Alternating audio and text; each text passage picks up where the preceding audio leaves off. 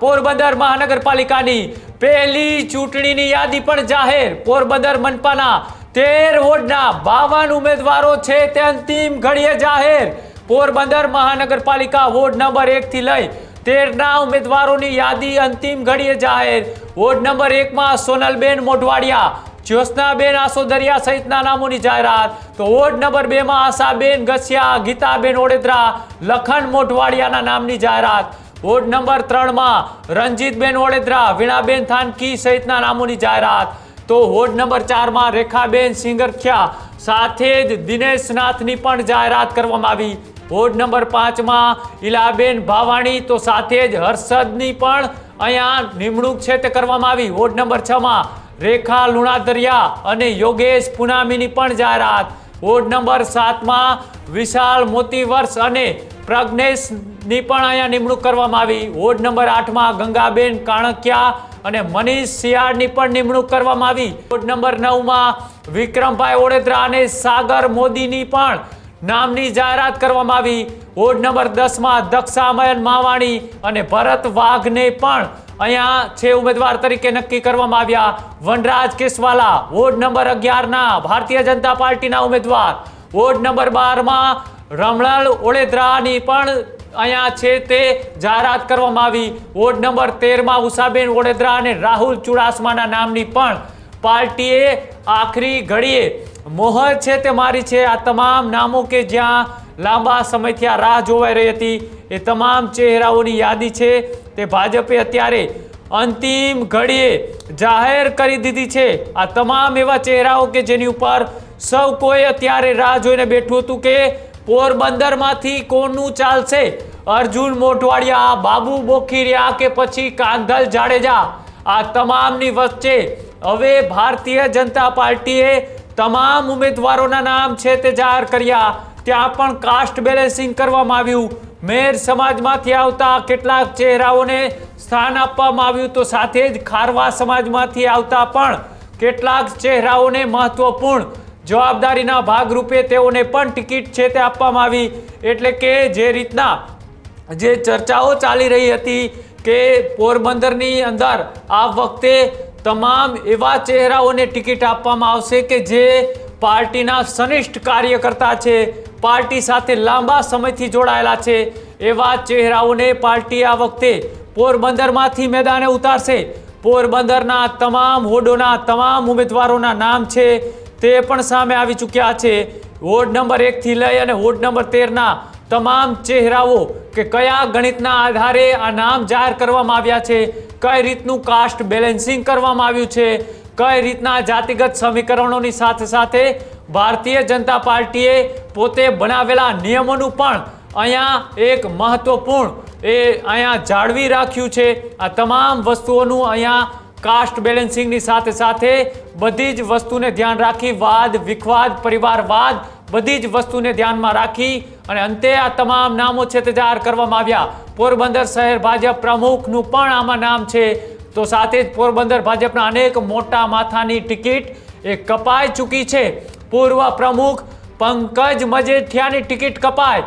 તમામ એવા ચહેરાઓ ઉપર ચર્ચાઓ ચાલી રહી હતી તે તમામના નામ ક્યાંક ને ક્યાંક અહીંયાથી ગાયબ જોવા મળી રહ્યા છે। દીક્ષિત જોડાયેલા છે મારી સાથે। દીક્ષિત, એ પોરબંદર કે જ્યાં ભારતીય જનતા પાર્ટીએ ન પરિવારવાદ ચલાવ્યો, ન જ્ઞાતિવાદ ચલાવ્યો કે ન ધારાસભ્ય કે સાંસદ કે મંત્રીઓના લોબિંગ ચાલ્યા તો ભારતીય જનતા પાર્ટીની પાર્લામેન્ટરી બોર્ડનું જે નિયમો હતા તે ચાલ્યા। કયા નામ કયા આધારે જાહેર કરવામાં આવ્યા પોરબંદરમાં?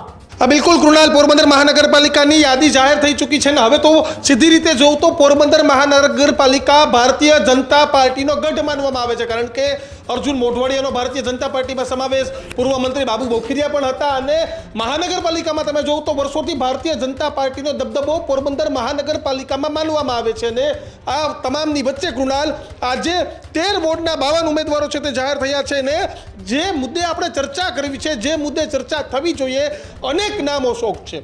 શહેર ભાજપના પ્રમુખ સાગર મોદીને ભારતીય જનતા પાર્ટીએ ચૂંટણી મેદાનમાં ઉતાર્યા છે અને સાગર મોદી કે પોરબંદરની જો વાત કરવામાં આવે તો સૌથી ચર્ચાસ્પદ વોર્ડ નંબર 9માંથી તેઓ ઉમેદવાર બન્યા છે। તો આ જ વોર્ડ નંબર 9માં અનેક એવો ચહેરાઓ હતા કે જે મેદાને હતા। જો તેની વાત કરવામાં આવે તો પૂર્વ નગરપાલિકા અને શહેર ભાજપના પ્રમુખ પંકજ મજીઠિયા, પૂર્વ નગરપાલિકાના પ્રમુખ સરજુ કારિયા, ચેમ્બર ઓફ કોમર્સના પ્રમુખ જિગ્નેશ કારિયા, આ અનેક આવા ઉમેદવારો હતા કે જેની ટિકિટ કપાઈ છે. સાથે જ લોહાણા સમાજના પ્રમુખ સંજય કારિયાની પણ ટિકિટ કપાઈ, પરિમલ ઠકરારની પણ ટિકિટ કપાઈ. તેની સાથે જ જો મેહર સમાજના અગ્રણીઓની વાત કરવામાં આવે તો ભરત મૈયારિયા અને સાથે જ તેના પત્ની સોનલબેનની પણ ટિકિટ છે તે કાપવામાં આવી છે. તેની સાથે જ છાયા નગરપાલિકાના પૂર્વ પ્રમુખ ભોજા કાના ખુટીની પણ ટિકિટ કપાઈ. સાથે જ તેના પુત્ર કે જેઓ સિટિંગ કોર્પોરેટર હતા લાખા ભજા ખુટી, તેની પણ ટિકિટ છે તે કાપવામાં આવી છે. પૂર્વ જિલ્લા ભાજપના પ્રમુખ વિક્રમ ઓડેદરાને ભારતીય જનતા પાર્ટી તરફથી ટિકિટ છે તે આપવામાં આવી છે. અનેક ખેંચતાણો હતી. જે રીતે રાજકોટમાં વિવાદ હતો તે જ રીતનો વિવાદ અને વિખવાદ પોરબંદરમાં પણ એટલો જ હતો, કારણ કે શ્યોર પૂરી રીતે ભારતીય જનતા પાર્ટીનો ગઢ મનપા ભાજપની બનવાની છે તે નક્કી છે. અને આ તમામની વચ્ચે છેલ્લી ઘડી સુધી ઓપરેશન ચાલ્યા. પૂર્વ કોર્પોરેટર જીવા ભૂતિયા અને તેની સાથે જ ભરત ભૂતિયાની પણ અહીંયા ટિકિટ કાપવામાં આવી છે. પરંતુ ક્યાંક તમામ ઓપરેશનો થઈ ગયા, તમામને સમજાવટ થઈ ગઈ અને ત્યારબાદ આ ટિકિટ છે તે આપવામાં આવી છે. એટલે કે સિટિંગ કોર્પોરેટરની પણ ટિકિટ કાપવામાં આવી છે. એટલે કૃણાલ, અહીંયા પણ એક પ્રકારની સ્થિતિ ન ક્યાંય પણ અહીંયા પરિવારવાદ ચાલ્યો. 3 ટર્મથી લડતા, એટલે જે 3 ટર્મ સુધી કોર્પોરેટર લડ્યા ના તો તેને ટિકિટ મળી, પણ મહત્વની વાત એ છે કે તેના પરિવારમાંથી પણ કોઈને ટિકિટ નથી આપવામાં આવી. એટલે કે આખા ગુજરાતમાં જગદીશ વિશ્વકર્માની ટીમનો જે રોલ રહ્યો તે મહત્વનો રહ્યો. આપણે ઘણી બધી જગ્યાએ આંતરિક વિખવાદ ભડકા જોયા, પરંતુ ભાજપ પહેલી વખત એવું થયું કે તેનું સ્ટેન્ડ ક્લિયર રહ્યું.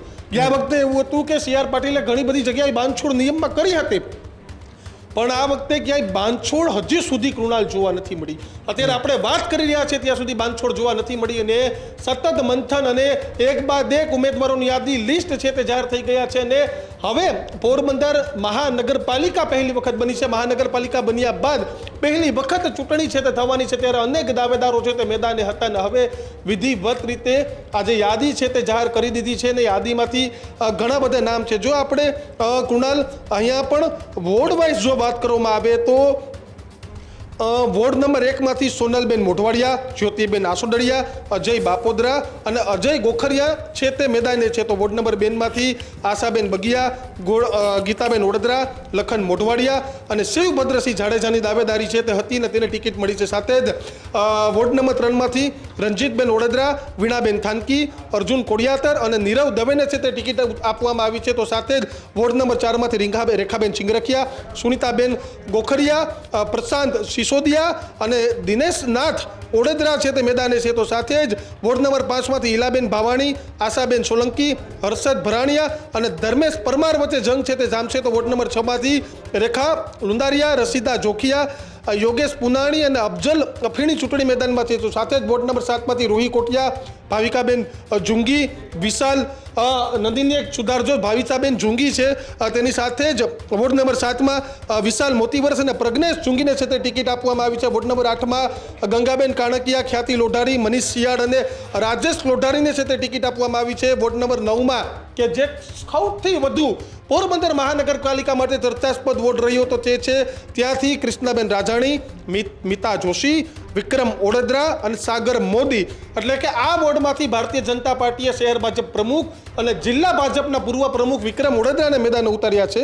વોર્ડ નંબર 10 માંથી દક્ષા માવાણી, હેતલ સાણથરા, ભરત વાઘ અને સાગર ઓડેદરાને મેદાને ઉતાર્યા છે. તો વોર્ડ નંબર 11 માંથી કૃષ્ણાબેન કોટિયા, લીરી કોડિયાતર, વનરાજ કેસવાલા અને મિલન મસાણીને છે તે મેદાને ઉતાર્યા છે. વોર્ડ નંબર 12 ની વાત કરવામાં આવે તો વર્ષાબેન કારાવદરા, મધુબેન જોશી, જયાભાઈ ચૌહાણ અને રળમલ ઓડેદરાને ચૂંટણી જંગમાં ઉતારવામાં આવ્યા છે. તો વોર્ડ નંબર 13 માંથી હિરલબેન ભૂતિયા, ઉષાબેન ઓડેદરા, રાહુલ ચુડાસમા અને પ્રતાપ ઓડેદરાને આ ચૂંટણી જંગમાં છે તે ઉતારવામાં આવ્યા છે. અને મહાનગરપાલિકાની ચૂંટણી 13 વોર્ડ અને 52 ઉમેદવાર જાહેર થયા છે, જેમાં મેં પહેલા કહી તેમ સૌથી ચર્ચાસ્પદ સાગર મોદીને શહેર ભાજપ પ્રમુખને મેદાને ઉતાર્યા છે. તો અપસેટ કહી શકાય તે પ્રમાણે પૂર્વ પ્રમુખ પંકજ મજીઠિયાની ટિકિટ કપાણી, પૂર્વ નગરપાલિકાના પ્રમુખ સરજુ કારિયાની પણ ટિકિટ કપાઈ, ચેમ્બરના પૂર્વ પ્રમુખ જિગ્નેશ કારિયાની પણ ટિકિટ કપાઈ, લોહાણા સમાજના પ્રમુખ સંજય કારિયાની પણ ટિકિટ કપાઈ, લોહાણા સમાજના આગેવાન રાજુ ઠકરાર અને તેની સાથે પરિમલ ઠકરારની પણ ટિકિટ કપાઈ, છાયા નગરપાલિકાના પૂર્વ પ્રમુખ